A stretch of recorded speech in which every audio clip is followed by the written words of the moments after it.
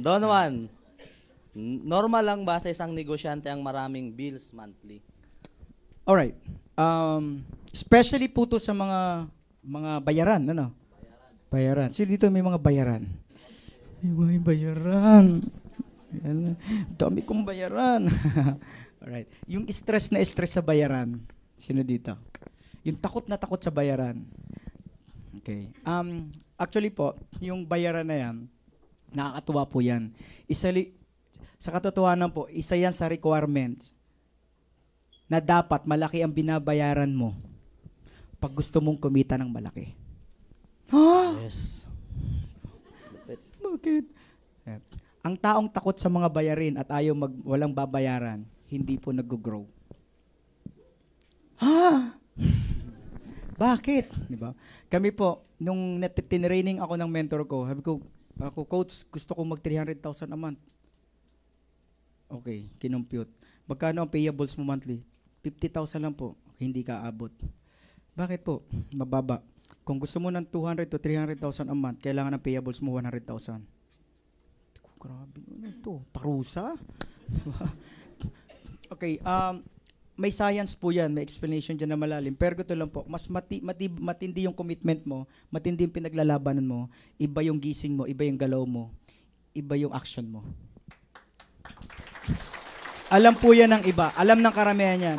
Kaya po kung ikaw sa 5,000 monthly, 10,000 monthly, 15,000 monthly na bayaran, na stress ka, hindi ka po kikita ng 100,000 a month o 200,000 a month. Kailangan maunat. Kailangan maunat yung psychological wallet mo. Diba? Kikita ka ng milyon kung ang mga bayaran mo nasa 500,000. Nakita mo ba yung mga mayaman? Sobrang yaman. Do you think ang payables niyan, diba? Yung pampasahod lang nila sa tao, milyon na. Tama ba? Kaya iba galaw niyan. Diba? Kasi first level yung parang ang commitment mo lang for my family. Mga ganun, di ba?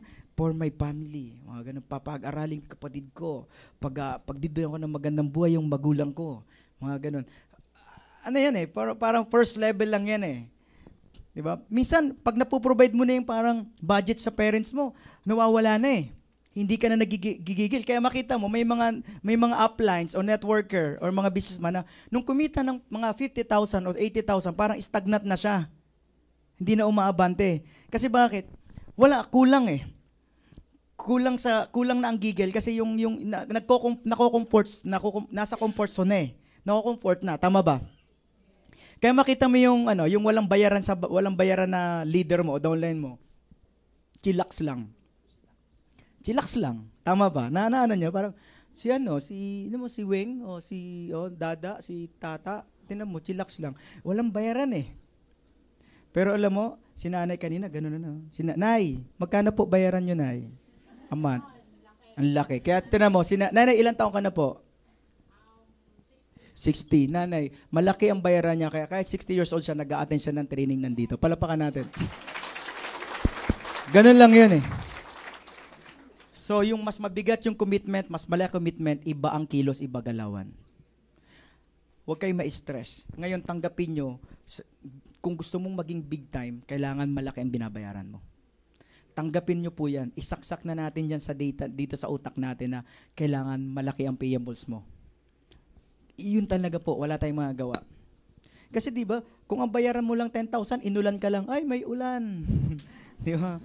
Kung ang bayaran mo lang 10,000, nireject ka lang ng 3, ay ayaw ko na. So mabilis mag-give up yung walang pinaglalaban. Alam niyo po yan. Tama po. Kaya kung sino yung naging big time talaga, yung mga alam mo yung naging successful talaga todo, yung malaki ang binabayaran. Yung malalaki ang payables, yung matindi ang pangangailangan. Totoo po yun. Kaya, ngayon, bili ka kotse. Para may bayaran ka. Bili ka house and lot.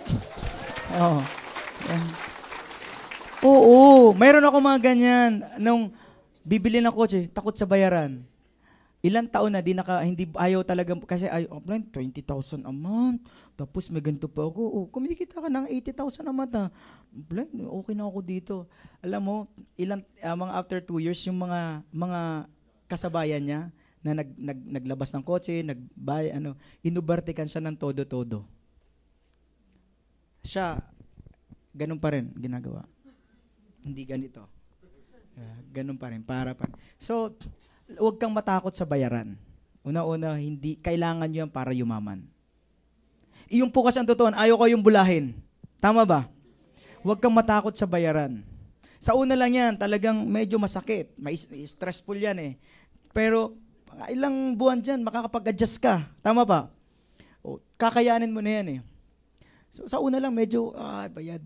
Kaya, iwasan nyo po yung laging sasampalang sa upline, makikisama sa upline, sasama sa kondo ni upline, sasama sa bahay. Yung mahilig magpalibre. Kaya normally, yung mga mahilig magpalibre, hindi umaasenso. Tama po? Totoo. Kaya kasi, palakpak.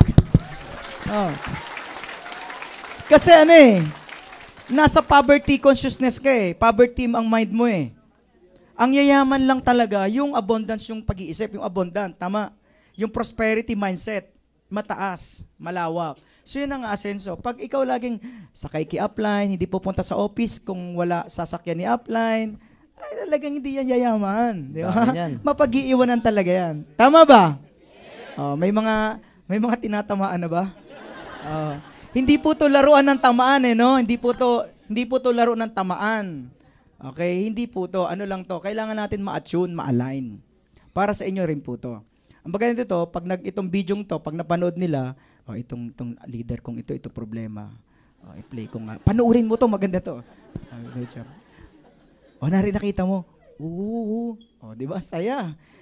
Third party approach. Yun ang effective. So, yun. Sa ano ba yung tanong? Parang layo na eh. Sakto up.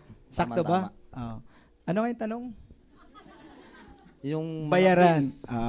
So, sino dito ang may mga binabayaran 50,000 a month? So, 100,000 a month. 300,000 a month. Guys, ang isang taong kumikita malaki ang binabayaran.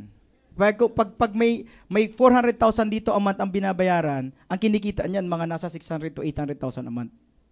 Tama hindi? Oo. Yung mga nagmi-million na kinikita sa M-Global, do you think ang mga bayaran niyan 5 mil, 15 mil? Hindi. Hindi yan bababa ng 500 ang mga bayaran niyan. Mga investment niyan, mga binibiling kondo niyan. Yung mga sasakyan niyan.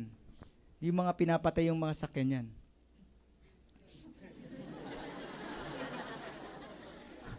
Parang wala namang ganon, di ba? Tumutubo ba ang sasakyan? Ayan. Mawala na ako. So, yun po, huwag kayong matakot sa bayaran. Di ba? Dapat warrior kayo, hindi kayo warrior.